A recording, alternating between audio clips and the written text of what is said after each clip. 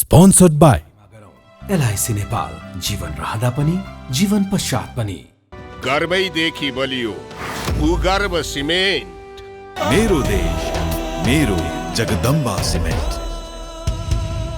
गुणस्तरीय प्लम्बिङको भरपर्दो नाम मार्बल। म पनि आजै नेपाल टेलिकमको एन्टी फाइबर सेवा लिन्छु। नेपाल टेलिकम, राष्ट्रको सञ्चार, राष्ट्रको शान, किसान। लिकेजको नो टेन्सन।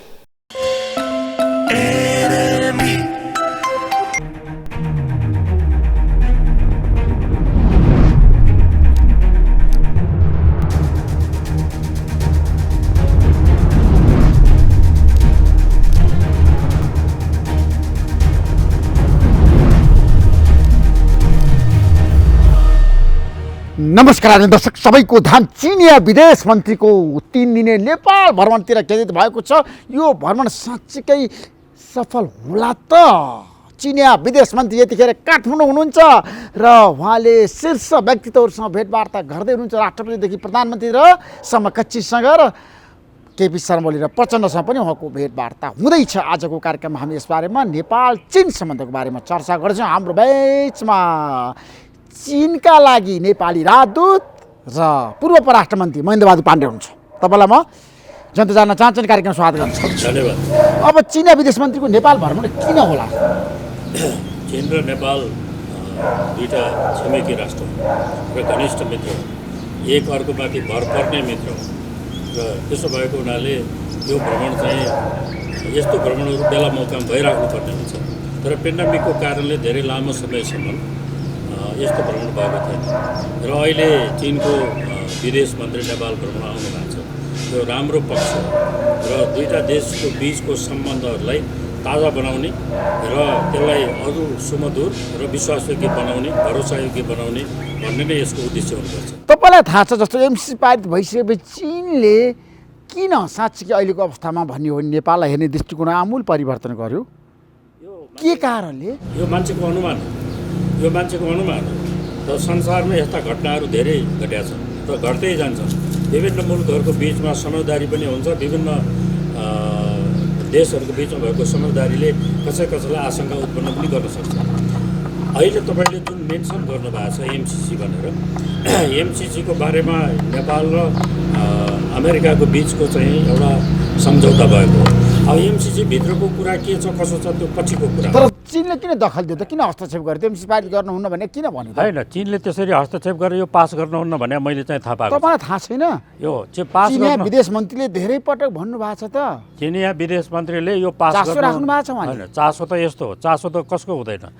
युक्रेनको कुरामा हाम्रो चासो छैन र अहिले चाहिँ भएको दक्षिण अमेरिकन कन्ट्रीहरूमा भएको विषयमा हाम्रो चासो छैन र आजको दुनियाँमा संसारमा जुनसुकै मुलुकमा भएका घटनाको विषयमा जुनसुकै मुलुकका चाहिँ सचेत नागरिकहरूको, डिप्लोमेटहरूको, नेताहरूको उनीहरूको अब्जर्भेसन हुन्छ र त्यो अब्जर्भेसनमा उनीहरूको चासो हुन्छ। त्यसैले नेपालको तपाईँले जुन एमसिसीको बारेमा कुरा गर्नुभयो, चिनिया पक्षले यो पास हुनु हुँदैन भनेर भने चाहिँ मलाई थाहा छैन। तर होइन, चिनिया पक्षले स्पष्ट रूपमा भन्यो प्रचण्डलाई, केपी शर्मा ओलीलाई फोन गरेर एमसिसीको पक्षमा तपाईँ नजानुहोस्, कम्युनिस्टहरूले एमसिसीको विपक्षमा उभिनुपर्छ। तपाईँलाई किन भन्यो होला भन्नुहोस्? होइन, तपाईँलाई चाहिँ नि केपी शर्मा ओली र प्रचण्डले मलाई यसो भने भनेर भनेको छ भने त मलाई चाहिँ थाहा छैन। उहाँहरूको बिचमा, नेताहरूको बिचमा कुरा हुन्छ, बहस हुन्छ, छलफल हुन्छ, विभिन्न राष्ट्रिय अन्तर्राष्ट्रिय विषयमा द्विपक्षीय बहुपक्षीय विषयमा कुरा हुन्छ। त्यो अवश्य पनि उहाँहरूको बिचमा टेलिफोन वार्ताहरू भएको छ, त्यो स्वाभाविक रूपले भएको छ। तर त्यो वार्ता भनेको चाहिँ नि नेपालमा भएको कुनै खास विषयलाई लिएर त्यसैलाई एजेन्डा बनाएर कुरा भएको भन्ने चाहिँ मलाई थाहा छैन र त्यसो हुन पनि सक्दैन भन्छु म। चीनले नेपालको राजनीतिमा चासो राख्छ? चासो तपाईँले राम्रोसँग हेर्नु भएको छ? होइन, चासो यस्तो, हामी छिमेकी हौँ र विश्व चाहिँ नि पहिले दुई ध्रुवीय थियो, पछि एक ध्रुवीय भयो भनेर भनियो। आज चाहिँ विश्व बहुध्रुवीय भएको छ। यो बहुध्रुवीय भएकोमा कुरा के छ भने चीनले पनि उसको नेसनल इन्ट्रेस्टलाई मध्यनजर राखेर संसारका मुलुकहरूले चीनसँग कस्तो व्यवहार गर्छन् भन्ने कुरा राम्रोसँग अब्जर्भेसन गर्ने, त्यसैको आधारमा उनीहरूसँग डिलिङ गर्ने गर्छ। अमेरिकाले पनि त्यसरी नै गर्छ र सक्षम हुने हो हामी आफ्नो मुलुकको स्वाधीनता, सार्वभौमिकता, स्वतन्त्रतालाई जोगाउँदाखेरिमा हामीले पनि छिमेकीहरूसँगको पनि हामी हेर्छौँ छिमेकीभन्दा बाहिरको अथवा अर्को शब्दमा भन्ने हो भने जमिनसँग जोडिएका मुलुकहरूसँगको सम्बन्धमा पनि हामी हेर्छौँ, आकाशसँग जोडिएका मुलुकहरूसँगको सम्बन्धमा पनि हामी हेर्छौँ। होइन बन्धुबहादुर पाण्डेजी, तपाईँ त राजदूतको रूपमा चीनमा बसेर पनि काम गर्नुभयो नि त। चीनले नेपालको राजनीतिमा आन्तरिक रूपमा हस्तक्षेप गरेको छ भनेर भन्नेहरू धेरै छन्, बुद्धिजीवीहरू, कूटनीतिज्ञहरू। कम्युनिस्टहरूलाई मिलाउनको लागि चीनको पनि त विगतमा छ नि महत्त्वपूर्ण भूमिका छ, तपाईँले हेर्नु पनि भएको, नजरअन्दाज गर्न सक्नुहुन्छ आज? यो सुन्नुहोस्, यो नेपाल भने चाहिँ बडो गजबको चाहिने मुलुक छ र यहाँका तपाईँले भने जस्ता बुद्धिजीवीहरू पनि गजबका बुद्धिजीवीहरू पाउनुहुन्छ तपाईँले। आज चाहिँ नि यो मिलाउन त्यो जस्तो तपाईँले भन्नुभयो कम्युनिस्टहरू मिलाउन भनेर, कम्युनिस्टहरू मिलाउन कम्युनिस्ट लागेकी छन् भने पनि कुनै आपत्तिको कुरा भएन। तर नेपालको कम्युनिस्टलाई मिलाउन चीन लागेको छ, सुन्नुहोस् न, तपाईँको भनाइ होइन, नेपालको चीन कम्युनिस्टहरू मिलाउनलाई चीन लाग्यो नि छैन, उसले लागेर मिल्दैन। म तपाईँलाई मिल्दैन। प्रचण्ड र केपी शर्मा ओलीलाई मिलाउन चीनले पहिला भूमिका खेलेको होइन, गठबन्धन गर्नको लागि होइन, चुनावमा होइन, 4 वर्ष अगाडि तपाईँहरूको अनुमान हो, तपाईँहरूको अनुमान हो। त जहिले पनि लगेर एक ठाउँमा जोडिदिने तरिका नेपालीहरूको छ, त्यो होइन। नेपालकै सन्दर्भमा त्यतिखेरको आवश्यकताले यो आवश्यक छ भन्ने कुरा महसुस गरायो दुवै पक्षलाई, त्यसकारण चाहिँ नि हामी एकीकरणमा गयौँ। पछि त्यहाँ भित्रका आन्तरिक कतिपय कुराहरूले हामी विभाजित पनि भएका छौँ। त्यसो भएको हुनाले बाह्य शक्ति भनेको के हो भने नि ऋषिजी हेर्नुहोस्, बाह्य शक्ति भनेको चाहिँ सेकेन्डरी कुरा हो, त्यसले मिलाएर हुँदैन। तपाईँलाई एउटा उदाहरण म दिन्छु। तपाईँको घरमा भएको जो कुखुराले अन्डा पारेको छ नि, तपाईँले दिएको हिटले चल्ला कोरल्दैन। त्यो भित्रको पहेँलो वस्तु जो छ नि, त्यो वस्तु ठिक छ भने मात्रै उचित के अरे हिट पाउँदाखेरिमा त्यो चल्ला कोरल्छ। तपाईँको हामी यो प्रकृतिको नियमै त्यस्तो हो। कुनै बिउ चाहिँ ठिक छ भने मात्रै उम्रिन्छ। बाहिर तपाईँले दिए पानी र हावा, तापक्रम र माटोले उम्रिने होइन। त्यसो भएको हुनाले नेपालको कम्युनिस्टहरूको आन्तरिक जो आवश्यकता महसुस गरे एकता भयो, त्यो एकतालाई मेन्टेन गर्न सकेन। अर्को कुरा, 4 वर्ष अगाडि जसरी नेपालमा छ नि एमाले र माओवादी केन्द्र मिलेर चुनावी गठबन्धन बनाएर गए नि, त्यो त चीनको कारणले होइन र, बिल्कुल होइन, चिनिया राष्ट्रपति सी जिनपिङको कारणले होइन र, बिल्कुल होइन। आज अस्वीकार गर्न सक्नुहुन्छ? अस्वीकार गर्ने होइन, नभएको कुरालाई स्वीकार नगर्ने कुरा हो। म तपाईँलाई बताउँछु, हाम्रो आवश्यकताले, हाम्रो अन्डरस्ट्यान्डिङले, हाम्रो बिचका चाहिने तपाईँको एक्टर्सहरूको जुन किसिमको चाहिने उठबस भयो, छलफल भयो, बहस भयो, आवश्यकतालाई महसुस गरियो र यसरी जाउँ भन्ने एउटा निष्कर्ष खोजियो। त्यसैको आधारमा एकीकरण भएर अगाडि बढ्या हो। जाँदै गर्दाखेरिमा चाहिँ नि कतिपय कारणले गर्दाखेरिमा विभाजित भएको छ, त्यो अर्को कुरा हो। अनि मिलाइदियो त्यसैले, अब यसो भए त एउटाले मिलाइदियो अर्कोले विभाजन गराइदियो भन्दै हिँड्न हुन्छ र? हुँदैन। हाम्रो आफ्नो कुरा हो के, आफ्नो कुरा हो। हाम्रो पोलिटिक्समा बाहिरका मान्छेहरूको चासो हुनसक्छ, अब्जर्भेसन हुनसक्छ, कहिलेकाहीँ भेट्या बेलामा त्यसबारेमा कुरा हुनसक्छ, त्यो अर्कै कुरा हो। तर चिनिया कम्युनिस्ट पार्टीको विदेश विभाग प्रमुखले धेरै पटक केपी शर्मा ओली प्रधानमन्त्री हुँदाखेरि प्रचण्ड र माधवका नेपाललाई सँगै राखेर अन्तर्क्रिया गरेको होइन काठमाडौँ, त्यो कुरा तपाईँले बिर्सनु भयो? धेरैचोटि होइन, त्यसमा उनीहरूको भूमिका थिएन नेपालको कम्युनिस्टलाई मिलाउन? सुन्नुहोस्, म तपाईँलाई फेरि बताउँछु, नेपाल कम्युनिस्ट पार्टी नफुटोस् भनेर चीनले भनेको होइन, बारम्बार होइन, त्यो प्रचण्ड र ओली र माधवका नेपाललाई भेटेर त्यो कुरा चाहिँ तपाईँले स्वीकार्नुपर्छ क्या, जनतालाई भन्नै पर्छ। होइन, तपाईँले स्वीकारेर हुँदैन। सत्य, म कम्युनिस्ट हुँ। म के कुरामा विश्वास गर्छु भने सुन्नुहोस्, दुईवटा कुरा हुन्छ। म ट्रुथमा विश्वास गर्छु। बिलिफ भन्ने र ट्रुथ भन्ने फरक कुरा हो। बिलिफको दुईवटा आधार हुन्छ, एउटा चाहिँ नि सत्यमै आधारित हुन्छ, एउटा अनुमानमा आधारित हुन्छ। तर ट्रुथ भन्ने कुरा चाहिँ जहिले पनि अब्जेक्टिभ कन्डिसनले टेस्टबाट पुष्टि हुन्छ। तपाईँको कि ल्याबबाट टेस्ट भएर पुष्टि हुनु पर्यो, कि तपाईँले अब्जर्भेसनमा देख्न पर्यो, त्यहाँ चाहिँ ट्रुथ हुन्छ। त्यसैले म त्यो ट्रुथमा विश्वास गर्ने मान्छे हुँ। त्यसकारण अनुमानका भरमा लगाएका कुराहरूमा म दौडिने मान्छे होइन। त्यसो भएको हुनाले मैले तपाईँले भनेको कुरामा म आउँछु। सुन्नुहोस्, एकचोटि के भयो भन्दाखेरिमा चाहिँ चिनियाहरूले कसरी आफ्नो पार्टीलाई प्रशिक्षण गर्छन् भन्ने विषयमा उहाँहरूको अनुभव सेयर गर्न भनेर उहाँहरू यहाँ आएकै हो। त्यो कुरा यहाँ चाहिँ नि उहाँहरूले चिनिया कम्युनिस्ट पार्टीले नेपालको सरकारलाई गाइड गर्ने नो फेरि गलत, प्रधानमन्त्रीलाई राखेर फेरि अन्तर्क्रियामा प्रधानमन्त्री सभा हुनुभयो भने तपाईँको शब्दलाई त स्वीकार्नै सकिँदैन। यो त्यस्तो होइन। उहाँहरूको आफ्नो अनुभव सेयर गरेको। अमेरिकन चाहिँ तपाईँको डिक्लेरेसन भयो नि इन्डिपेन्डेन्सको, अनि अमेरिकन फ्रिडमको कुरा गर्दा तपाईँको फ्रान्सको राज्य क्रान्ति हुँदाखेरिमा लिबर्टी फ्राटर्निटी इक्वालिटी भन्ने ब्यानरमा राज्य क्रान्ति भयो। त्यो क्रान्तिको कुराहरू सेयर गर्न यहाँ आउँदाखेरिमा सेयर गर्न पाउँदैन। कसरी चाहिँ नि होइन चिनिया कम्युनिस्ट पार्टीको ब्यानरमा नेपालको प्रधानमन्त्री बसेको होइन केपी शर्मा ओली? नो, चिनिया ब्यानरमा होइन, नो, त्यो नभएको कुरामा पाण्डेजी हो, इतिहास साक्षी छ। होइन, इतिहास साक्षी छ। इतिहासलाई बिट्रे गर्न हुँदैन, इतिहासलाई झुटो ढङ्गबाट व्याख्या गर्नु हुँदैन, इतिहासलाई तथ्यगत ढङ्गबाट व्याख्या गर्नुपर्छ। त्यसैले बायस्ड एटिच्युड राखेर व्याख्या गरियो भने हाम्रो न डिप्लोमेटिक सम्बन्ध रहन्छ, न भाइचारा सम्बन्ध हुन्छ, र एउटा मुलुकलाई अर्को मुलुकले अनावश्यक रूपमा चाहिँ तपाईँको विवादमा ल्याउने कोसिस गरेको हुन्छ।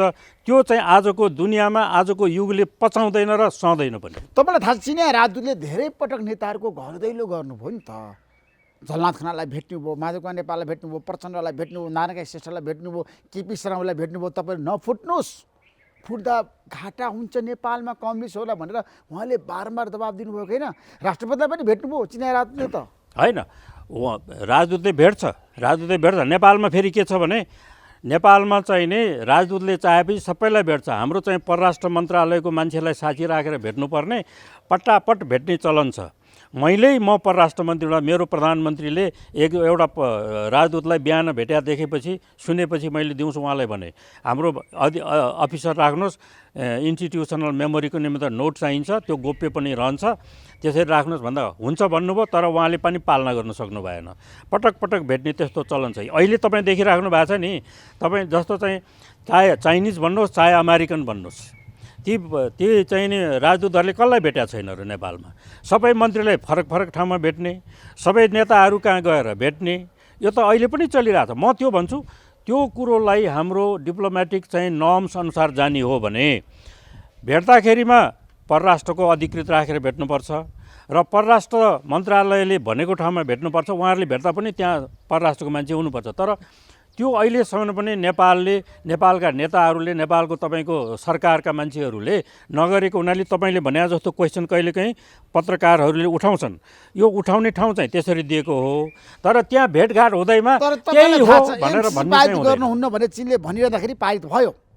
माधवका नेपाल र प्रचण्डले शेरबहादुर देउवालाई साथ दिएको कारणले गर्दाखेरि पारित भएको हो नि त। कम्युनिस्टहरूले पारित गरे हो नि त एमसिसी। त्यो कुरा मान्नुहुन्छ नि तपाईँ? आज सुन्नुहोस् न, पारितको चित्त दुखाइ छ होइन। यो पारित कसरी भयो, यो पारित कसले गर्यो भन्ने कुरा पनि तपसिलमा छोडिदिनुहोस् तपाईँ। किन छोडिदिनुहोस् मैले भने सुन्नुहोस्, पार्लियामेन्ट नै ठिकसँग, पार्लियामेन्ट्री सिस्टमको नर्म्स के हो, पार्लियामेन्ट कसरी चल्नुपर्छ, कसरी चलाउनुपर्छ, पार्लियामेन्टको चाहिँ नि नर्म्स चाहिँ कसरी चाहिँ नि तपाईँको उल्लङ्घन भएको छ, त्यतातिर नहेरेर अहिले भनेको छ नि। हिजो अस्ति एउटा चाहिँ अध्यादेश आएको छ। किन अध्यादेश आयो? किनभने अस्ति चाहिँ पार्लियामेन्टमा पास गर्न सकेन।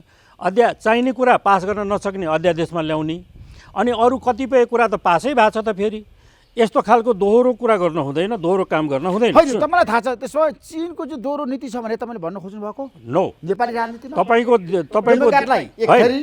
होइन चिन्तन बनाएर हेर्ने, कम्युनिस्टहरूलाई चाहिँ अर्को आँखाले हेर्ने। चिनले त्यस्तो गर्दा नि गर्दैन। र तपाईँले देख्नु भएको छ चिनियाहरू आउँदाखेरिमा यहाँ शेरबहादुरजीलाई पनि भेटेका छन्, अरू नेतालाई पनि भेटेका छन्। उनीहरूले आफ्नो कुरो प्रष्टसँग राखेका छन्, तर हामीले व्याख्या गर्दाखेरिमा चाहिँ नि फरक ढङ्गबाट गर्दिन्छ। कम्युनिस्टहरूलाई बलियो बनाउँछ चिनले भन्नेहरूलाई तपाईँ के? होइन, त्यो त आइडियोलोजिकल कुरा हो। आइडियोलोजिकल कुरामा कम्युनिस्टहरू बलियो भएको हेर्न चाहन्छ चिन नेपाल होइन। त्यो त महेन्द्रबहादुर पाण्डे सुन्नुहोस्, जनताको पक्षमा, राष्ट्रको पक्षमा, तपाईँको राष्ट्र र जनताको हित हुने काममा सघाउन आउँदाखेरिमा त्यसलाई अन्यथा विवादमा ल्याउनु हुँदैन। तर चिनले हामीलाई चाहिँ नि मिलाइदिने, चिनले नै हाम्रो काम गरिदिने, अनि हामीले पनि जी हजुरी गर्ने यस्तो गरेको छैन। हामी इन्डिपेन्डेन्ट राष्ट्र हौँ, स्वतन्त्र छौँ। स्वतन्त्रतापूर्वक हामी आफ्नो नीति चलाउँछौँ, आफ्नो विधि चलाउँछौँ, आफ्नो पार्टी चलाउँछौँ, आफ्नो संस्कार संस्कृतिलाई त्यही हिसाबले हेर्छौँ, आफ्नो राष्ट्रियता जोगाउँछौँ। त्यसमा चाहिँ अर्काको बैशाखी टेकेर नेपालको राष्ट्रियता जोगिँदैन। यो हामीलाई थाहा छ। तपाईँहरूलाई त कम्युनिस्टहरूलाई खास गरी चिनको बैशाखी टेकेर उनीहरू अगाडि बढ्छन् भन्नेहरूलाई तपाईँ के भन्नुहुन्छ? त्यो एन्टी चाइना धारणा राख्नेहरूको चार्ज मात्रै हो। एन्टी चाइना धारणा राख्नेहरूको चार्ज हो। तपाईँले यदि त्यही धारणालाई बलियोसँग समाउनु भएको छ भने तपाईँले करेक्सन गर्नु जरुरी छ। त्यो त तपाईँ जनता भएर चाहन्छन्। त्यसो भए चिनले आज नेपालको कम्युनिस्टहरूलाई मिलाउन चाहेको छैन। होइन, उसले मिलाउन चाहेर मिल्ने पनि होइन, उसले फुटाउन चाहेर फुट्ने पनि होइन। त्यसो भए हुनाले एउटा मित्र राष्ट्रको नाताले अर्को मित्र राष्ट्रलाई उहाँले जुन मित्रताको आधारमा हेर्नुपर्ने हो त्यही उहाँले हेर्ने हो, हामीले पनि उहाँहरूलाई त्यसरी नै हेर्ने होइन हो। नेपालको कम्युनिस्ट पार्टी फुट्दाखेरि धुजा हुँदाखेरि चिनको पनि चित्त दुखाइ त छ नि। त्यो त तपाईँको घरमा झगडा भयो भने मलाई चित्त दुख्छ एउटा कुरा हो नि, त्यो त मानवीय स्वभाव हो। आज कम्युनिस्ट पार्टी नफुटेको भए अँ, आज नेपालमा चाहिँ शेरबहादुर देउवा प्रधानमन्त्री बन्नुहुन्थ्यो, त्यो छुट्टै कुरा। केपी शर्मा ओली नै प्रधानमन्त्री यो- बनिरहनुहुन्थ्यो नि। यो महेन्द्रनाथ कुरो- पाण्डे सुन्नुहोस्, थिए। यो कुरो- इतिहास साक्षी छ। ठिक छ, यो कुरो चिनसँग जोड्ने होइन, यो कुरो हाम्रो किन आन्तरिक जोड्ने? हाम्रो चीनले आन्तरिक बारम्बार भनेको छ राजनीति। तिमीहरू मिल। अनि मिल भन्नु त कुन कुरा ठुलो कुरा भयो र? तर चाहिँ चिनले गर्दाखेरिमा जुट्ने र फुट्ने भएको होइन। शेरबहादुरजी प्रधानमन्त्री त्यसपछि चिनले बनाइदिया हो त। तपाईँ के भन्नुहुन्छ? शेरबहादुर शेरबहादुर देउवालाई प्रधानमन्त्री बनाउनु चिनको भूमिका छैन। शेरबहादुरलाई प्रधानमन्त्री बनाउने चाहिँ हाम्रै यहाँका वितण्डवादीहरूको भूमिका छ। प्रचण्ड र माधवका नेपालको भूमिका छ। नि उहाँहरू तपाईँहरू सधैँभरि म यसो मिडियामा सुन्छु एकदम संविधान जोगाएको अनि गणतन्त्र प्रतिगामी जोगाएको हो नि त केपी शर्मा ओली त संविधान विरोधी हो, निरङ्कुश हो। नो। प्रचण्ड र माधवका नेपालको भनाइ। प्रतिगमनकारीहरू त अहिले सत्तामा छन्, संविधान कुल्चिनेहरू त अहिले सत्तामा छन्। मलाई बताइदिनुहोस् नेपालको संविधानको कुन धाराले यो राज्य बाँडफाँड गरेर 6 महिना गरेर खानु भनेर कुन धारा लेखेको छ? नेपालको संविधानले के अरे आफ्नो पार्लियामेन्ट्री बैठक गरेर त्यहाँबाट चाहिँ नेता चेन्ज नगर्ने, सडकमा गएर वितण्डा मचाएर तैँले छोडिदे भनेर चाहिँ नि भन्दाखेरिमा छोड्नुपर्ने भन्ने संविधानको कुन धारामा छ मलाई बताइदिनुहोस् न। अदालतले परमादेश जारी गरेर शेरबहादुर देउवालाई प्रधानमन्त्री बनाइदियो हो, केपी ठिक हो। शर्मा ओलीको कारणले। हो ठिक हो, त्यसैले त यो सरकारलाई परमादेशले बनाएको जनादेशको सरकार हटायो, परमादेशको सरकार आयो भने तपाईँले भनेको कुरा ठिक हो, यो परमादेशी सरकार हो। तपाईँ के मलाई भन्नु? बताउनुहोस् महेन्द्रनाथ पाण्डेजी। आज तपाईँले जुन किसिमको नेपाल चीन सम्बन्ध बारेमा चर्चा गरिरहनु भएको छ नि, चीनको विदेश मन्त्री एमसीसी पारित भइसकेपछि किन आउनुभयो? क्या मेरो प्रश्न त्यहाँनिर हो। अब यसको अर्थ के एमसीसी पास गर्नुभन्दा अगाडि आउनु पर्थ्यो अथवा एमसीसी पास गरेपछि कुनै मित्र राष्ट्रको मान्छे आउनै हुँदैन भन्ने कुनै त्यस्तो हुन्छ राजनीतिमा अथवा डिप्लोमेसीमा त्यस्तो हुन्छ र? एमसीसी तपाईँको देशमा एउटा ढङ्गले पास भयो, पास गर्नेले पास गरे। अब त्यसभित्र के छ त्यो छुट्टै कुरा हो। चीनको एउटा मित्र राष्ट्रको परराष्ट्र मन्त्री नेपाल आउने कुरा भयो, त्यो पनि हाम्रो परराष्ट्र मन्त्रीले निम्ता गरेर आएको तपाईँले सुन्नु भएको छ नि। निम्ता राइट गरेपछि टाइममा चिनिया विदेश मन्त्रीको नेपाल भ्रमण भइरहेछ। कुनै पनि भिजिट तपाईँको चाहिने बेठिक टाइममा भयो भनेर पुष्टि गर्नेतिर लाग्नु हुँदैन। ठिक टाइममा भएको छ, ठिक काम हुन्छ, ठिक भएर यसको समापन हुन्छ। अनि चुनावको मुखमा चीनको विदेश मन्त्री अहिले काठमाडौँ हुनुहुन्छ। नेपालका कम्युनिस्टहरूलाई मिलाएर गठबन्धन बनाएर फेरि पनि नेपालमा चाहिँ आगामी दिनमा कम्युनिस्टहरूको सरकार बनोस् भन्ने चीनको चाहना हो। चीनको चाहना चीनले भन्छ, भोलि परराष्ट्र मन्त्रीले भन्नु होला। मलाई सोध्नुहुन्छ भने निर्वाचन यसको अर्थ चाहिँ निर्वाचन पछाडि आउनुहोस् भने भए हुन्थ्यो नि त इन्भाइट गर्नेले, किन अगाडि नै इन्भाइट गरे? अहिले इन्भाइट गर्ने मान्छे त कम्युनिस्ट होइन। अनि इन्भाइट गर्नुभयो, आउनुभयो। अब उहाँहरूको बिचमा भोलि छलफल हुन्छ, बहस हुन्छ। बाइल्याटरल कुरामा नेपालको हितमा र चाइनाको हितमा के गर्दा हुन्छ? दुई पक्षीय हितका विषयमा वार्ता होला, त्यो काम होला। कतिपय कुराहरू यो पेन्डेमिकले गर्दा तपाईँको चाहिने पेन्डिङ बस्या होला, त्यसलाई उहाँहरूले सुचारू गर्ने होला। अहिलेको विश्व राजनीतिको बारेमा पनि थोरै कुरा होला। त्यो सब कुराहरूलाई रिफ्रेस गर्ने कुरा हो नि। त्यसलाई चाहिँ हामीले बडो सङ्कीर्णताको घेराभित्र बसेर त्यसको अर्थ लगाउने र सङ्कीर्णताभित्रै बसेर त्यसको व्याख्या गर्ने काम गऱ्यौँ भने हामीले राजनीति नबुझेको, हामीले डिप्लोमेसी नजानेको हुन्छ। चीनको विदेश मन्त्रीले काठमाडौँमा अब केपी शर्मा ओली र प्रचण्डलाई भेट्ने, तपाईँहरू चुनावमा मिलेर जानुहोस् भनेर उहाँले सन्देश दिन सक्नुहुन्छ नि त। त्यो तपाईँहरूले नै सुन्नुहोस् न, तपाईँहरूले नै त्यसो भनिदिनु भनेको छ भने त मलाई थाहा छैन। होइन भने एउटा सोभरेन पार्टीको नेता र अर्को सोभरेन मुलुकको मन्त्री नेता भेट्दाखेरिमा तैँले यसो गर नअराउने काम हुन्छ, नअराई पराईलाई कसैले मान्ने कुरा हुन्छ। तर पार्टीका लिडर्सहरूलाई, पार्टी सिस्टमका मान्छेहरूलाई तपाईँको नेता भेट्नुपर्छ। तर चिनिया विदेश मन्त्री वाङ यी त चिनिया कम्युनिस्ट पार्टीको प्रभावशाली नेता होइन। कसले होइन भनेको छ? अनि त्यो यसको अर्थ नेपालका कम्युनिस्ट पार्टीका नेताहरूलाई मिल भनेर उहाँले भन्न सक्नुहुन्न। अनि हाम्रो परराष्ट्र मन्त्रीलाई के भनेर जानुहुन्छ त? तिमी कमजोर हुनु, कम्युनिस्टलाई मिलाउनु भनेर जानुहुन्छ? प्रधानमन्त्रीले के भन्नुहुन्छ? तिमीले बिस्तारै चाहिने म कम्युनिस्टलाई मिलाइदिन्छु, तिमी चाहिने यहाँबाट बाहिर निस्किने तयारी गर भन्नुहुन्छ? यो सब हावादारी कुरा हो। हावादारी कुरामा लाग्नु हुँदैन। नेपालका कम्युनिस्टहरूलाई मिलाउन चाहेकै छैन। होइन, नेपालको कम्युनिस्ट आज तपाईँले खुलस्त पार्नु जनता जान्न चाहन्छ। नेपालका कम्युनिस्टहरू मिल्ने कि नमिल्ने भनेको यहाँकै वस्तुगत परिस्थिति र वैचारिक धरातलले पुष्टि गर्छ।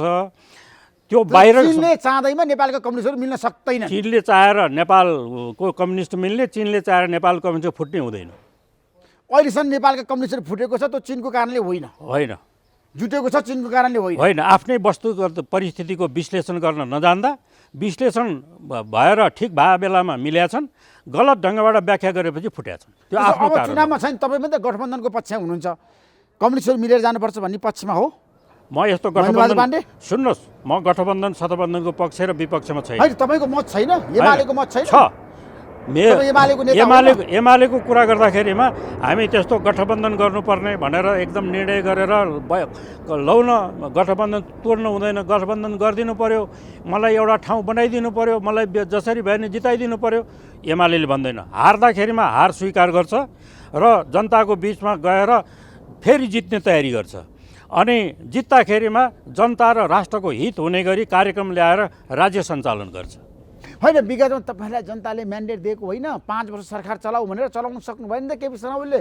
होइन, केपी तपाईँ आज स्वीकार्नु होइन, अघि मैले भनिसकेँ, संविधानलाई कच्याक्क कुल्चेर संविधान जोगाएँ भन्न हिँड्नेहरू अनि त्यही ढङ्गले आफ्नो पार्टीभित्र विखण्डन ल्याएर अर्काको चाहिने पाउमा चाहिँ तपाईँको पावर चढाउनेहरूले जे गरे त्यसको व्याख्या गर्नुहोस् न तपाईँ। केपी शर्मा ओलीले त पार्टीको पनि अहितमा काम गरेनन्, राष्ट्रको अहितमा काम गरेनन्, देशको विकास निर्माणको दूरगामी ढङ्गबाट योजनाहरू ल्याए, त्यही ढङ्गले काम गर्दै गएको, राष्ट्रको चाहिँ कतिपय आफ्नो नक्साबाट चाहिने अर्काले चाहिँ कुल्चिराखेको जमिनलाई भित्र ल्याउनको निमित्त अगाडि बढे। कुरो कसैले बताउने? माधव नेपालले आज खुलासा गर्नुभएको छ, केपी शर्मा ओली भनेको पूर्व राजा ज्ञानेन्द्र शाहले जन्माएको व्यक्ति हो र उहाँ कहिलेकाहीँ निर्मल निवास पुग्नुहुन्छ भनेर आज उहाँले जस्टिफाई गर्नुभएको छ। त्यो चाहिँ नि उहिले चाहिँ दाम चढाउँदाको सम्झना भएर भने आज माधव नेपाल स्पष्ट रूपमा भन्नुभएको होला। अब माधवजीले त दाम पनि ज्ञानेन्द्र चढाउनु शाहसँग केपी शर्मा ओलीको कनेक्सन छ भनेर भन्नुभएको छ, तपाईँ के भन्नुहुन्छ? त्यतिखेर राजतन्त्र थियो, राजतन्त्र हुँदाखेरिमा राजाको राज्याभिषेकमा उनी गए एउटा पार्टीको नेताको हैसियतले, जानुमा हामीले बेठिक भनेका छैनौँ, तर त्यो राजालाई चाहिँ दाम चढाएर ढोग्नु चाहिँ हाम्रो पार्टीले बनाएको होइन र त्यो गलत थियो भनेर हामीले पछि उहाँको आलोचना गरेका छौँ। त्यस कारण ज्ञानेन्द्रको कहाँ पाउले टेक्या छ, कहाँ हुन्छ भन्ने कुरा माधवजीलाई थाहा होला, अर्कालाई दोष लगाएर। तर आज माधव नेपालले केपी शर्मा ओली भनेको ज्ञानेन्द्र शाहसँग राम्रो सम्बन्ध भएको र नेपालको कम्युनिस्ट आन्दोलनलाई तसनस पार्नको लागि उहाँलाई प्रयोग गरेको कुरा बताउनु भएको छ। होइन, त्यो त उहाँको कपोल कल्पित कथाहरू। कहिलेकाहीँ के हुन्छ भने नि, कहिलेकाहीँ तपाईँको आफ्नो चाहिँ नि अनुहारमा लागेका कतिपय दागहरू मान्छेले नहेरोस् भन्नको निमित्त अर्कोतिर दाग छ भनेर देखाइदिने हुन्छ। त्यस्तो गरे भए मलाई थाहा छैन। होइन भने राजनीतिक नेताको हैसियतले माधवजीले अघि तपाईँले भने जस्तो भन्नुहुन्छ जस्तो पनि लाग्दैन मलाई। माधव नेपालले भन्नुभएको छ, समाचार आइसकेको छ महेन्द्रबहादुर पाण्डे। होइन, समाचार त पत्रकारले बनाउने हो, उहाँले भने हो कि होइन त्यो मलाई थाहा छैन। प्रचण्डले भन्नुभएको छ विगतमा केपी शर्मा ओलीको कनेक्सन दरबारसँग छ भनेर। होइन, त्यो त चाहिँ के हो भने उहाँहरूलाई थाहा छ, किनभने उहाँ शान्ति प्रक्रियामा आउनुभन्दा अगाडि ज्ञानेन्द्रसँगै समझदारीमा गएर पार्लियामेन्ट्री पार्टीलाई तपाईँको चाहिँ डिजल्भ गराउने र प्रधानमन्त्री हुन हिँडेका मान्छे हो। त्यस कारण उहाँले त्यसो भन्नुमा कुनै मैले नौलो ठान्दिनँ नि। त्यसो चिना विदेश मन्त्रीले नेपाल भ्रमण गरिरहँदा आज उहाँ काठमाडौँ हुनुहुन्छ होइन, तपाईँ मलाई स्पष्ट रूपमा जनताले बुझ्ने गरी बताइदिनुहोस्, नेपाल चीन सम्बन्धमा केही समस्याहरू छ, त्यसलाई समाधान गर्न आउनुभएको उहाँ ठ्याक्कै? नेपाल र चीनको बिचमा 1961 भन्दा अगाडि समस्या छ भनेर भनियो। 61-62मा यसको बारेमा चाहिँ विस्तृत चाहिँ अध्ययन गरियो, 62मा सीमाङ्कन पनि भयो र त्यो बेलामा के पनि गरिएको छ भने माथिल्लो तहमा बाइल्याटरल तपाईँको एउटा इन्स्पेक्सन कमिसन भन्ने छ, त्यसपछि लोकल लेभलमा पनि छ र एक्सपर्ट कमिटी छ। कुनै समस्या आयो भने दुवै देशको प्रतिनिधिहरू बसेर त्यसलाई सुचारू गर्ने, त्यसलाई चाहिँ करेक्सन गर्नुपर्ने छ भने गर्ने, भत्किया ओर्या छ भने बनाउने भन्ने त त्यो बेलाकै प्रोटोकलमा लेखिएको छ। अब हेर्नुहोस्, अब अहिले चाहिँ नि चीनसँग समस्या छ भनेर कसैले भनेर चीनसँग समस्या देखाउन कोसिस गर्यो भने त्यो चाहिँ नि गलत कुरा हो भन्ने मलाई गलत हुन्छ। तपाईँलाई थाहा छ नेपाली कङ्ग्रेस नेतृत्व सरकारले र कर्णाली प्रदेशको मुख्यमन्त्री जीवनबहादुर साईले चीनसँग नेपालको सीमा विवाद छ भनेर यति वृत्तान्त बताउनु भएको होइन? खोइ त प्रतिवेदन तपाईँलाई थाहा छैन त्यो प्रतिवेदन कुरा? तपाईँलाई सार्वजनिक गरेको प्रतिवेदन त बुझाइसक्नुभयो उहाँले गृहमन्त्री बालकृष्ण खानलाई। बालकृष्ण खानले त सुन्नुहोस् त्यो त्यो प्रतिवेदन कुरा तपाईँले स्वीकार्नुहोस् न आज। यो होइन यो एउटा स्वीकार्छु नि म के स्वीकार्छु भने त्यो चाहिँ नि परराष्ट्र मन्त्रालयलाई बाइपास गरेर गृहमन्त्रीले एउटा जिल्लाको सिडिओलाई ल्याएर अनि त्यसैको संयोजकतामा कमिटी बनाएर चीनसँग इरिटेट गरेर न्यु खोज्नुपर्छ भन्ने कसैको निर्देशन हुनसक्छ भन्ने अनुमान गर्न सकिन्छ। त्यस्तो आधारमा बनाएको त्यो चाहिँ नि कमिसन र रिपोर्ट हो। यदि साँचो हो भने रिपोर्ट चाहिँ यहाँ पब्लिस गर्नु पर्यो। नम्बर एक। होइन, नम्बर हुम्लामा चीनले नेपालको भूभाग मिचेको छ कि छैन? छैन छैन मैले भन्दै तपाईँले बडो प्रश्न भन्दै छ त्यसो भने भए चीनसँग नेपालको सीमा विवाद छैन? छैन। महेन्द्रबहादुर पाण्डेजी, एक ठाउँमा मात्रै उहाँहरूसँग हाम्रो गोर्खामा छ। गोर्खामा त्यो छ। कुरा तपाईँले बिर्सिने, गोर्खामा छ। तपाईँ लिएर आउनुहोस् न तथ्य। आइसक्यो तथ्याङ्कहरू बाहिर। कहाँ छ कहाँ छ कति कति सीमा जमिन विद्रोहीले छ? भन्न थालिसक्यो, बुद्धिनारायण श्रेष्ठले भन्नुभएको छ। होइन ऊ तपाईँको दक्षिणतिर फर्केर उत्तरतिरको तपाईँको सिमानामा समस्या छ भन्ने एउटा कुरा हो। जहाँ सिमानामा समस्या छ, जहाँ जुन सिमानामा नेपालीहरूको ज्यान लिएको छ त्यसको बारेमा कोही बोल्या छ यस्तो कमिसन बनाउनेहरू? मलाई देखाउनुहोस् न। होइन, चीनसँग चाहिँ नेपालको सीमा विवाद छ भन्दा तपाईँको किन टाउको दुखाइ? मेरो टाउको दुखाइ होइन। तपाईँ किन आज चीनको प्रवक्ताको रूपमा बोलिरहनु भएको छ? चीनको महेन्द्रबहादुर प्रवक्ता पाण्डेजी? होइन, चीनको प्रवक्तामा होइन। तपाईँ चीनको चाहिँ विरोधीको रूपमा मलाई किन प्रश्न गर्नुहुन्छ? विरोधीको रूपमा आएर चीन हाम्रो मित्र राष्ट्र हो, भारत हाम्रो मित्र राष्ट्र हो, तर मित्र हुँदा हुँदै पनि कतैतिर भएको समस्यालाई उजागरै नगर्ने, हुँदै नभएको कुरालाई उजागर गर्ने र न्यु खोज्ने, यसले हाम्रो परराष्ट्र नीतिलाई कमजोर बनाउँछ, यसले हाम्रो राष्ट्रलाई कमजोर बनाउँछ। त्यसो भएको हुनाले नभएको कुरालाई उजागर गरेर मुलुकलाई अहित हुने किसिमको धारणा बोक्नु हुँदैन। होइन, त्यस्तो कर्णाली काम प्रदेशको गर्नु मुख्यमन्त्री हुँदैन। जीवनराज साईले कसरी भन्नुभयो त प्रमाण नभइकन? त उहाँ अहिले मुख्यमन्त्री हुनुहुन्छ, त्यो ल्यायो भने त यो गएर नापे भयो नि त। होइन भने 62 सालको प्रोटोकलमा जोइन्ट कमिसनले हेर्ने भनेपछि र हरेक 10 वर्षमा चाहिँ त्यसलाई पुनरावलोकन त्यहाँ चाहिँ गर्ने कतिपय खम्बासम्म भत्क्या ओर्या छन् भने सीमाङ्कन बिग्रिया छ भने त्यसलाई चाहिँ नि फेरि करेक्सन गर्ने भनेर त लेख्या छ। त्यस्तो थियो भने चिनिया पक्षलाई बोलाएर ल यहाँ जोइन्टली जाउँ भनेर चाहिँ भए हुन्थ्यो नि त। अनि किन चाहिँ नि त्यो जोइन्ट नगएको, एक्लै गएर त्यहाँ यस्तो छ भन्याभरले समस्या समाधान हुन्छ कि? समस्या कहाँ? चीनले सीमा मिचेको ठाउँमा हुम्ला म गएको छु, हुम्लाको सिमानासम्म त्यही ठाउँ 11 नम्बर भनेको थियो पहिले। 11 नम्बरमा तपाईँ पुग्नु भएको छ? छैन, म 9 नम्बरसम्म गएको छु। सुन्नुहोस्, 11 नम्बरमा म गएको छैन। 11 नम्बर उहाँले छैन भन्नुभयो पहिले, के पहिले छ भन्नुभयो, पछि 11 नम्बर होइन 12 नम्बर भन्नुभयो। उहाँको बेला बेलामा चाहिँ खुस्किया कुरा नि आछ। अर्को कुरा, चिनियालाई पत्र लेखेर तिमीहरूको यहाँ आयो लाउ भन्दा उनीहरू चाहिँ हामी त्यस्तो भयो भने तयारै छौँ भन्ने ठाउँमा नबोलाउने। अनि चाहिँ एक पक्ष गएर के अरे यो सिमानामा चाहिँ तपाईँको मैले यहाँ इन्क्रोच भएको छ भनेर पल्लो घरेसँग न्यु खोजेर सीमाको विवाद सारेको छ भनेर जीवनराज साईले पनि भन्नुभएको थियो, त्यहाँको मुख्यमन्त्रीले भन्नुभएको छ। त ठिकै छ नि त। चीनले होइन, त्यसो छ भने चीनलाई बोलाएर जोइन्ट गएर यहाँबाट यहाँ सार्यो, अब यही ठाउँमा राख्नुपर्छ किन गर्यो भने हुन्छ नि त। त्यो गर्ने आँट चाहिँ किन नभएको? गर्नु पर्दैन, देश जोगाउनेहरूले गर्न पर्दैन, भएको प्रोटोकल मान्न पर्दैन। हावादारी गफ गरेर एउटा सिडिओलाई पठाइदिएर अनि चाहिँ नि एउटा चाहिँ के अरे प्रतिवेदन लेखाउने, त्यो प्रतिवेदनमा पनि बाहिर कार्यदल बनाए त किन प्रतिवेदन तयार पारे त? यो सरकार त राष्ट्रहित गर्न आएकै होइन, यो जनताको हित गर्न आएकै होइन।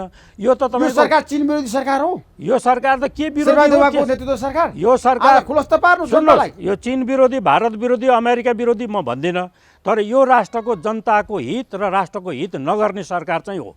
तर तपाईँलाई थाहा छ नि, शेरबहादुर देउवा जस्तो शक्तिशाली प्रधानमन्त्री आज सबै पार्टीको समर्थन, मित्र राष्ट्रहरूको समर्थन, भारतको, चीनको, अमेरिकाको हेर्नुहोस् त अहिले शेरबहादुर देउवालाई वाह सबैले भनेको छ। सुन्नुहोस् न, कसले वाह भनेको छ, कसलाई शक्तिशाली भनेको छ, त्यो त हामीले देखेकै छौँ नि। शक्तिशाली भने के हो? केही गर्न नपर्ने, काम गर्न नपर्ने, योजना बनाउन पनि नपर्ने, कार्यान्वयन गर्न पनि नपर्ने, राष्ट्रलाई जोगाउनलाई के अरे बाह्य शक्तिलाई चाहिँ ब्यालेन्स गर्न पनि नपर्ने, आन्तरिक मामलामा तपाईँको चाहिँ नि सबैसँग चाहिँ विकास निर्माणमा जान पनि नपर्ने, दुई चारवटालाई चाहिँ नि तपाईँको यसो अँगालो हालेर अनि चाहिँ नि 5-7 महिना सरकार चलाउँदैमा शक्तिशाली हुन्छ भने त मेरो भन्नु केही छैन। होइन भने शक्तिशाली हुनुको निमित्त गरेको के काम 1 2 3 4 5 अमेरिकालाई खुसी पार्नु भयो। अमेरिकाको विदेश मन्त्री नेपाल आउँदै हुन्छ, नेपालको प्रधानमन्त्री अमेरिका जाँदै हुन्छ, शेरबहादुर देउवा भारतपछि तपाईँलाई थाहा छैन? सुन्नुहोस् म बताइदिन्छु तपाईँलाई। एमसिसी पास भएपछि नेपालको प्रधानमन्त्रीले अमेरिकाको परराष्ट्र मन्त्रीसँग कुरा गरे त हो। अनि यो प्रोटोकल मिल्यो त? अमेरिकाको परराष्ट्र मन्त्रीले कुरा गर्छु भन्दा हाम्रो परराष्ट्र मन्त्रीलाई कुरा गर भन्न सकिन्न थियो? अमेरिकाको परराष्ट्र मन्त्री र नेपालको प्रधानमन्त्री समान हुन्। अनि त्यो वार्तामा उहाँले के भन्नुभयो अमेरिकन परराष्ट्र मन्त्रीले? तपाईँहरूकै मिडियामा मैले सुने हौँ, मैले पत्रिकामा पढे हौँ कि चाहिँ नेपालको विकासमा हामी साझेदारी भएर सँगै जान्छौँ। कति राम्रो कुरा गर्नुभयो। युक्रेनको पक्षमा अमेरिकाले छ नि नेपालले लिएको नीतिको प्रशंसा गर्नु। सुन्नुहोस् न, अर्को कुरा सुन्नुहोस्। त्यसो विकासमा सँगै जाने भन्नुभयो, राम्रो कुरा हो। तर त्यो सँगै के भन्नुभयो उहाँले? एसियाको चाहिँ रिजनल च्यालेन्जेसहरूमा पनि हामी हातेमालो गरेर जाने भनेको छ। साउथ एसियाको रिजनल च्यालेन्ज भने के हो?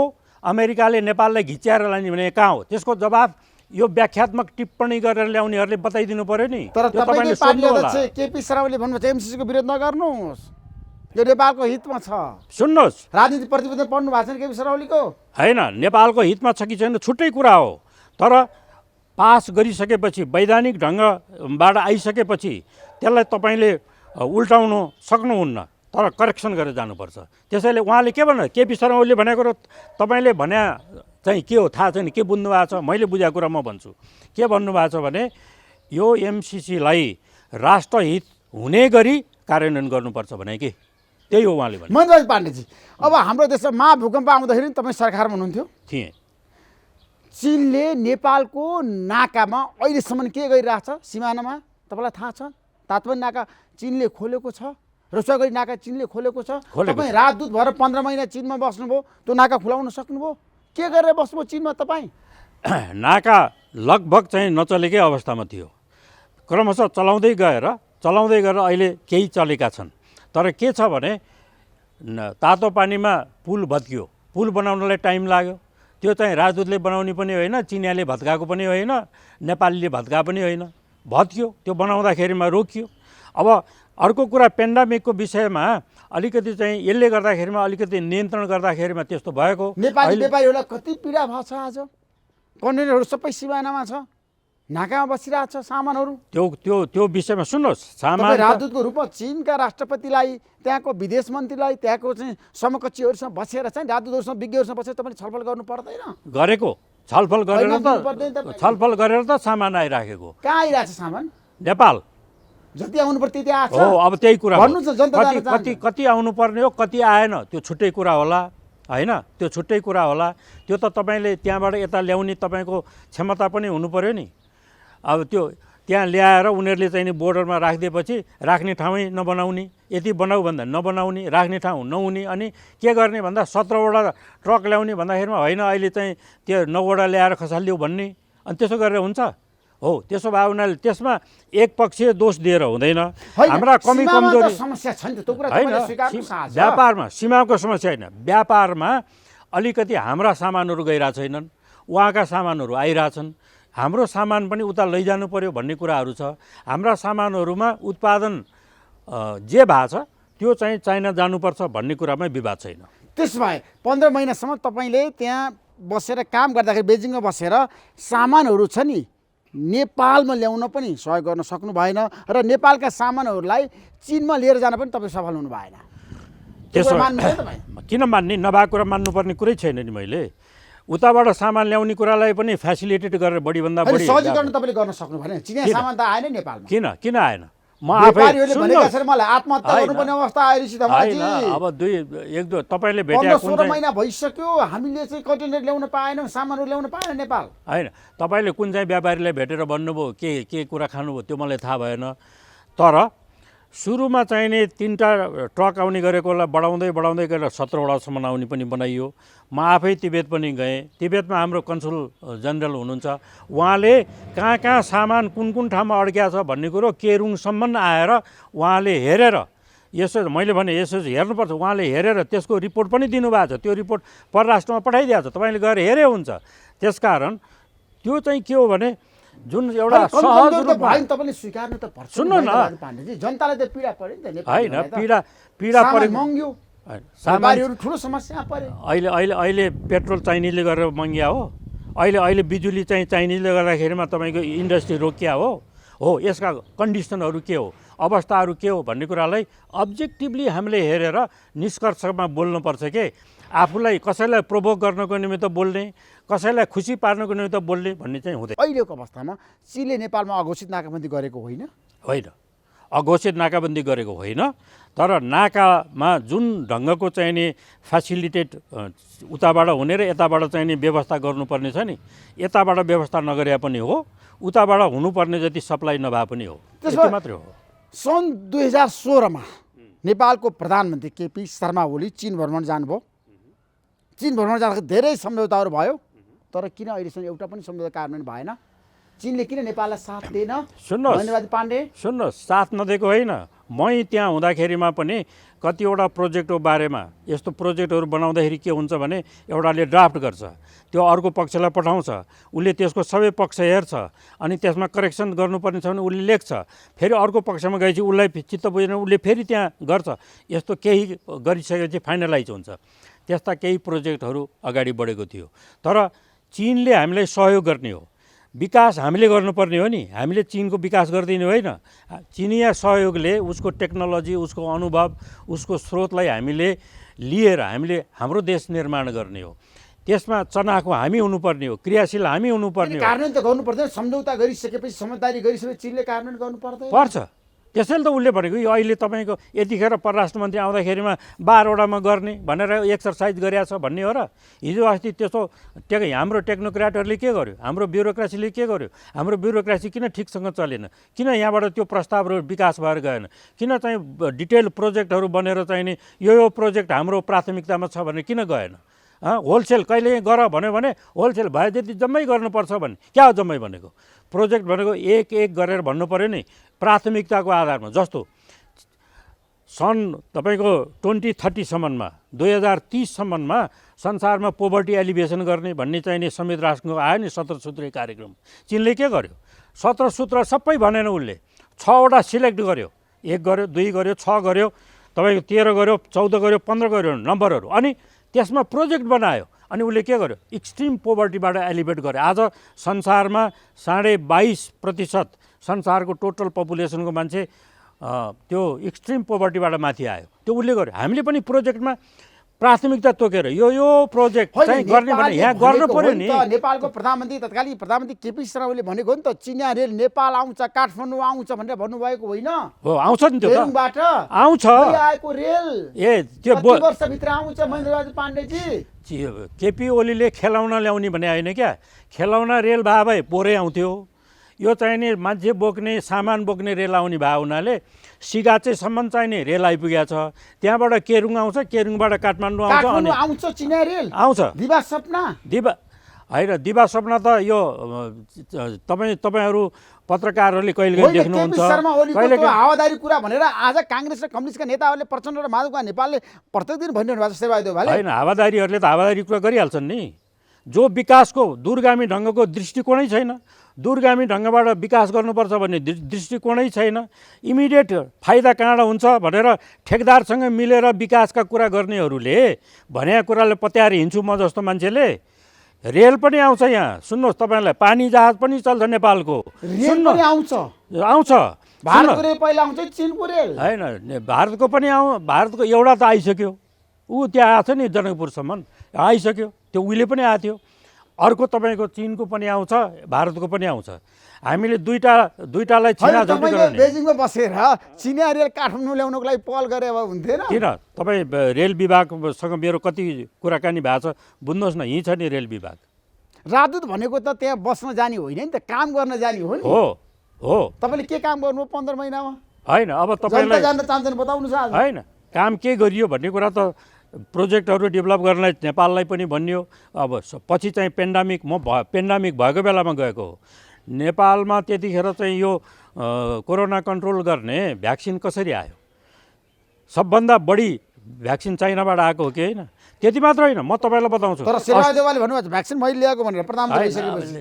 अब ठिक छ नि, उहाँले ल्या होला, उहाँले पनि ल्याउनु भएन भन्दिनँ, के ल्याउनु भएको छ, ल्याउनु भयो होला है। अब यहाँ त के छ भने एउटा मान्छे थियो क्या पहिले, यहाँ हाम्रो जिल्लामा एउटा केटा थियो, एकजना चाहिँ नि कर्णेल साहबको पार्टी थियो, उहाँ बित्नुभयो नि, के समता पार्टी जस्तै के भन्ने। अनि नारायण सिंह पुनको पार्टीमा अनि उहाँले टुडिखेला चाहिँ डेमोन्स्ट्रेसन गर्ने हुनुभयो। एकजना केटाले चाहिँ नि 50,000 चाहिन्छ मेरो जिल्लाबाट मान्छे ल्याउँछु भनेछ, 50,000 लियो। अब मान्छे त ल्याउँदैन उसले, अनि एउटा ब्यानर बनाएछ र बालाजिउमा बसेछ। जब मान्छेको ताती लाग्यो अनि सबभन्दा अगाडि ब्यानर बोकेर लागेछ, अनि पछाडिपट्टि लाग्यो जति मैले ल्यायो नुवाकोटबाट भनेछ क्या, शेरबहादुरजीले ल्या भने त्यस्तो पनि हुनसक्छ, ल्याएकै पनि हुनसक्छ। सुन्नुहोस्, अस्ट्रेलियामा बस्ने नेपालीहरूले, लन्डनमा बस्ने नेपालीहरूले, मस्कोमा भएका नेपालीहरूले, सुन्नुहोस् उहाँहरूले समेत, जापानमा बस्ने नेपालीहरूले समेत चाइनाबाट चाहिँ नि यो के अरे भ्याक्सिनको निमित्त हामी पैसा पठाइदिन्छौँ, त्यहाँबाट पठाइदिनु पऱ्यो, हामी किन्छौँ भनेको छ। त्यस्तै चाहिँ उसको सिलिन्डर, अक्सिजनको सिलिन्डर पनि उहाँहरूले भनेर त्यो समेत विभिन्न ठाउँमा त्यहाँ चाहिँ नि बजारमा गएर, फ्याक्ट्रीमा गएर यो चाहिँ नि प्राथमिकतामा दिनुपर्छ, यो सब गरेर पठाउने कामहरू त्यहाँबाट भएको छ। मलाई आज बताउनु खुलस्त पार्दै चाहिँ जता जाँदा एउटा निष्कर्षमा पुगौँ। चीनको विदेश मन्त्री काठमाडौँमा, तर एउटा राजदूत सरकारले नियुक्त गर्न सकेन है मित्र राष्ट्रलाई। चाहिने कुरा हो नि। हो, सुन्नुहोस्, सम्बन्ध सुमधुर र प्रगाढ बनाउनलाई। त्यो मात्रै होइन अहिले तपाईँले भन्नुभयो नि एकदम आशंका छ के छ भन्ने कुरा। डिप्लोमेसीमा, इन्टरनेसनल पोलिटिक्समा के हुन्छ भने नि हामीले त दुवै राष्ट्र छिमेकीहरूसँग पनि, मैले अघि भने आकाशसँग जोडिएका राष्ट्रहरूसँग पनि ब्यालेन्स गर्नुपर्छ भन्यो नि। आशंका उत्पन्न हुने व्यवहार हामीले गर्नु हुँदैन।